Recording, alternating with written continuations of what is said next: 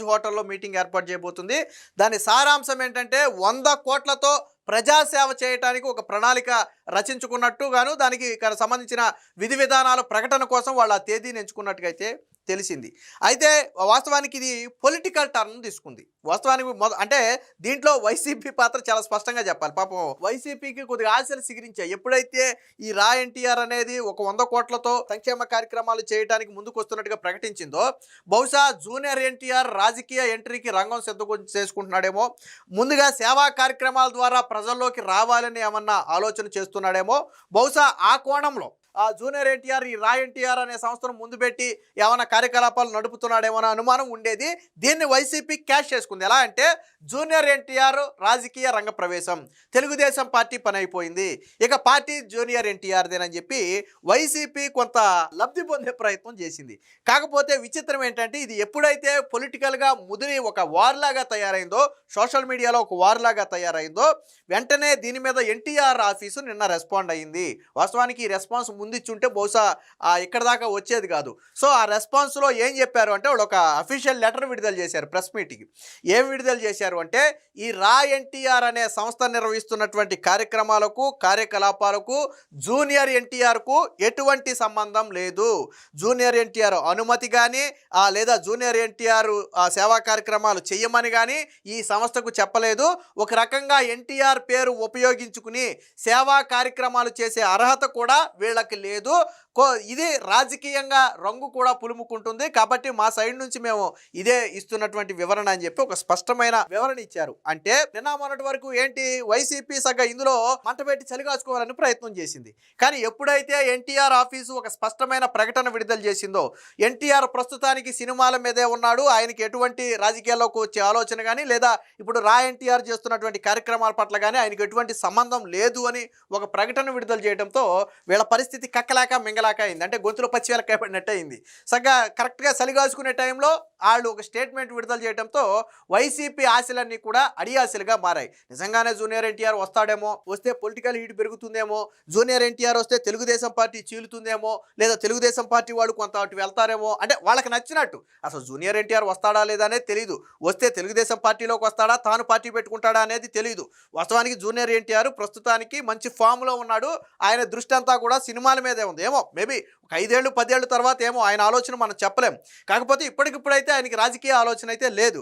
కానీ వైసీపీ సృష్టించింది. మీరు గతానికి వెళ్ళండి, గతంలో కొడాలి నాని, వల్లభనేని వంశీ కూడా వాళ్ళు పవర్లో ఉన్నప్పుడు జూనియర్ ఎన్టీఆర్ పేరును వాడేవారు. జూనియర్ ఎన్టీఆర్ రావటమే ఆలస్యం, జూనియర్ ఎన్టీఆర్ వస్తే మీరు అందరూ తట్టాపుట్టా చదువుకోవాలని చెప్పి గతంలో జూనియర్ ఎన్టీఆర్ పేరును 2-3 సందర్భాల్లో వాళ్ళు వాడారు కూడా.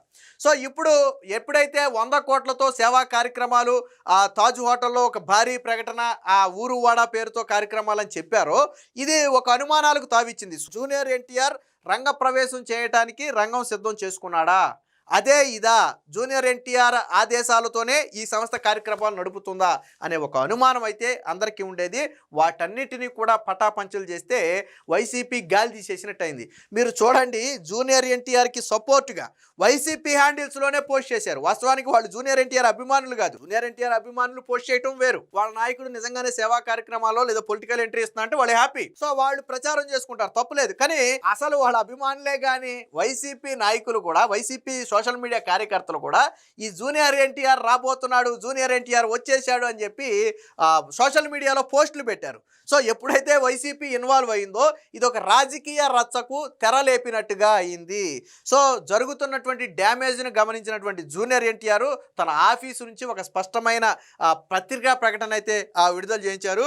సో ఏముంది ఆ ప్రకటనలో ఏముంది అనేది కూడా ఒకసారి చూద్దాం. వాస్తవానికి ఇది రా NTR press meet Taj Tirupati 18th July 10 AM onwards అని చెప్పి, entry restricted to press persons only అని చెప్పి, అంటే అందరికీ ఎంట్రీ లేదు, ఓన్లీ ప్రెస్ పర్సన్స్ మాత్రమే ఉంటుందని చెప్పి ఇదిగో ఈ టైపు ఒక డిజైన్ లోగోని అయితే విడుదల చేశారు. సో ఎజెండా అని కూడా ఇక్కడ ఏదో కొద్దిగా రాశారు. ఊరువాడ, అసలు విషయం ఏంటంటే ఊరువాడ పేరుతో కార్యక్రమాలు అనేవి ఉంటాయనేది ఇది రా ఎన్టీఆర్ విడుదల చేసినటువంటి పోస్టర్. అయితే దీనికి ఇచ్చినటువంటి వివరణ ఏంటో చూడండి. ఇది ఎన్టీఆర్ కార్యాలయం అధికారిక ప్రకటన, నిన్న ఇచ్చినటువంటి అధికారిక ప్రకటన. సో రా ఎన్టీఆర్ పేరుతో కార్యకలాపాలు నిర్వహిస్తున్నటువంటి ఒక సంస్థ శ్రీ ఎన్టీఆర్ గారితో సంబంధం ఉన్నట్టుగా ప్రజల్లో భావన కలిగించే విధంగా వ్యవహరిస్తున్న విషయం మా దృష్టికి వచ్చింది.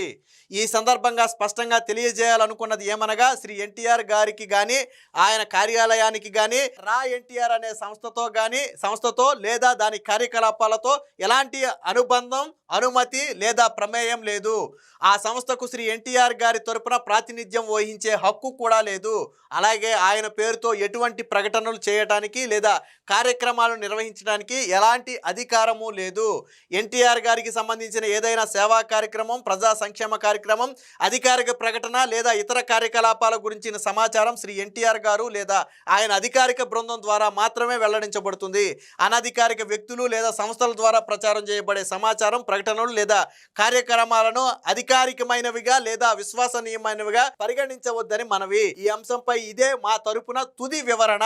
దీనిపై ఈ విషయానికి సంబంధించిన అన్ని అపోహలు, వదంతులు, ఊహాగానాలకు పూర్తిగా ముగింపు పలుకుతున్నామని ఆశిస్తున్నాము.